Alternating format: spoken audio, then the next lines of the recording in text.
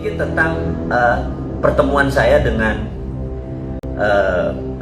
Bill Gates. Jadi saya mau mengingatkan bahwa saya ini dreamer, saya ini pemimpi.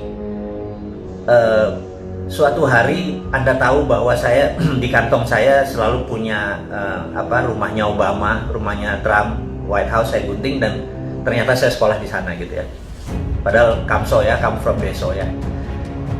Terus saya mempunyai impian, yaitu saya gunting fotonya Bill Gates di dompet saya. Kalau ditanya sama orang-orang, ini kenapa ada foto Bill Gates di tempat kamu? Saya bilang, saya itu niat ingin makan malam dengan orang paling kaya di dunia. Gitu, waktu itu Bill Gates. Dan itu udah tahunan yang lalu. Nah, suatu hari Bill Gates datang ke Indonesia. Ada sahabat saya, wartawan senior dari koran kenamaan Indonesia. Kemudian dia bilang, Mas, saya ada tiket, kamu makan malam sama Bill Gates. Waktu itu Bill Gates di zamannya Pak SBY, 2009 atau 10 saya lupa ya, kan datang ke Indonesia. Kita makan di Mulia tapi dengan 400 orang. Saya bilang, ini dream come true. Bayangin, setelah saya nempel gambar Bill Gates di dompet saya, karena saya liatin terus, saya bilang suatu hari saya makan malam sama dia, suatu hari saya makan malam sama dia gitu. Nah, alhamdulillah benar. Apa yang saya lakukan? Saya duduk di round table di Hotel Mulia, Bill Gates duduk jauh. Saya sambil di situ ya ada orang-orang terkenal lah, ada menteri, ada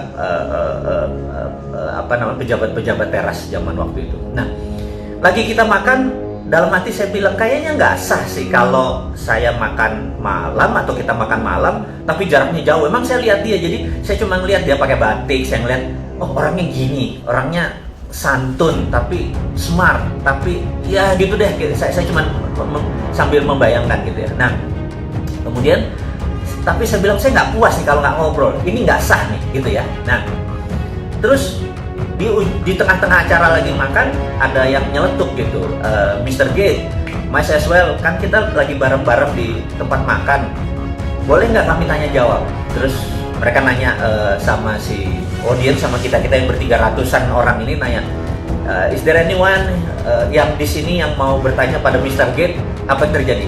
300-nya angkat tangan. Saya mau gitu ya. Saya bilang, oh gila.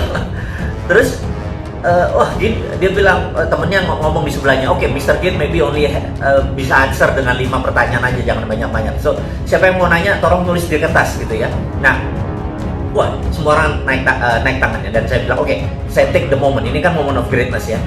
Saya ambil kertasnya, saya tahu kan teman-teman tahu bahwa saya memiliki sebuah keilmuan, ya ilmu kuno sih, ilmu nggak keren-keren banget, bagaimana memprogram pikiran bawah sadar seseorang. Saya bilang, dia pasti baca tulisan saya, saya tulis gitu ya, saya lipat, saya taruh. Oke.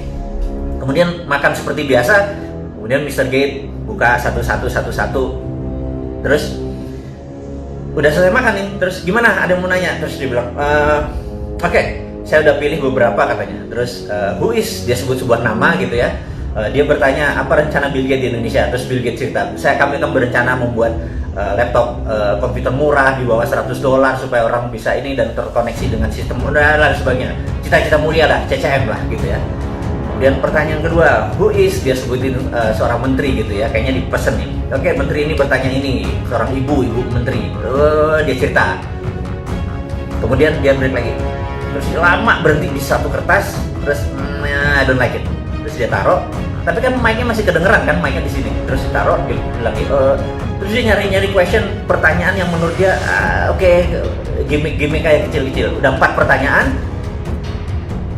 Dia bilang, oke, the last pertanyaan terakhir, the last question katanya gitu. Terus diangkat satu kertas. Gitu ya. Terus orang sebelahnya bilang, what is this? I don't know, I don't like the question gitu ya. Ini kata-katanya dia nih. Terus saya udah tahu nih, jangan-jangan gue bener ya gitu ya. Terus apa yang terjadi? Well, I would like to know this gentleman. Terus karena dia ngomong-ngomong itu, orang-orang bilang, udah lu udah kayak gitu, lu baca aja lah itu pertanyaannya gitu ya. Jadi cair suasana. Terus dia bilang, well anyway, I don't like the question. Jadi dia ngomong sama orang sebelahnya gitu. Anyway, lu udah brought up anyway katanya. Terus apa yang dilakukan? Who is a Mardikuwiek? Wah, udah kayak orang Polandia gua. Saya berdiri. 300 orang nengok ke kita jadi kayak kecil. Saya bilang, gitu ya. Terus dia bilang, dia natap saya, dia bilang, so you, kenapa lu nanya ini gitu ya? Oke. Dia ngomong, I don't think the world is ready, kata dia. Tuh orang nanya, lu ngomong apa sih? Kan mereka nggak tahu. Mereka pertanyaan adalah, what was the question? Orang ini nanya apa sih sampai lu nggak ready gitu? Tahu nggak apa yang saya tulis? Dan Mr. Gates bacakan. Dia bilang begini,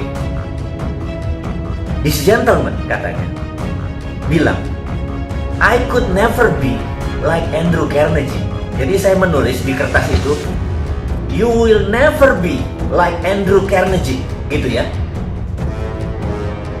Dia bilang, jadi dia tulis, I would never be like Andrew Carnegie, gitu ya. And this is right, katanya. Gue nggak akan pernah bisa kayak Andrew Carnegie, itu kata Gates, gitu ya. Semua orang bingung. Ini komunikasinya apa gitu? Anda tahu apa yang dilakukan Mr. Gates?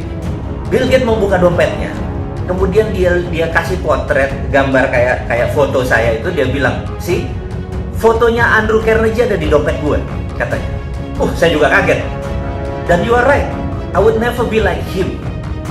Terus, oke, saya ceritakan dulu kenapanya gitu ya. Saya mengidolakan Bill Gates mengidolakan Andrew Carnegie. Jadi saya tuh waktu itu berpikir, dalam hidup seseorang pasti punya punya drive yang membuat dia menjadi segitu powerful seperti sekarang, dan pasti ada role model. Dan saya lihat dia, Bill and Melinda Gates ini, kalau pendapatan dia $60 billion, $20 billion ada di Bill and Melinda Gates. Jadi dia berzakat itu 30-40% gitu ya, mungkin 30% lah dari, atau 20% dari income-nya masuk ke Bill and Melinda Gates Foundation, karena Bill Melinda Gates Foundation duitnya lebih dari $18 billion. Cukup powerful. Pasti dia punya sebuah role model, dan saya tahu the biggest philanthropy in the world adalah Andrew Carnegie. Jadi Andrew Carnegie adalah, Anda boleh cek siapa Andrew Carnegie di seluruh dunia. Museum Andrew Carnegie itu ada, gitu ya. Anda kalau pergi ke Singapura ada, pergi ke Bulgaria ada, pergi ke London ada, ketemu Museum Andrew Carnegie. Andrew Carnegie mendedicate uangnya untuk pendidikan, informasi, dan museum, koleksi-koleksi sains. Nah, Andrew Carnegie di tahun 1900 dia menjual US Steel, dia memiliki Dow Jones, dan Anda tahu Dow Jones, saya udah nggak bisa diceritain lah. Nah, ada New York Stock Exchange dan lain sebagainya. Yang jelas dia punya US Steel yang waktu dia jual angkanya $1 billion. Pada saat sekarang waktu dia menjual US Steel itu di 19 sekian itu, kekayaannya itu kira-kira 4 kali kekayaan Bill Gates saat ini. Jadi kalau Bill Gates punya berapa, katakanlah 80 billion, dia punya 4 kalinya, 320 billion. Jadi kita tahu itu duit waktu itu. Nah, Anda boleh cek di Wikipedia.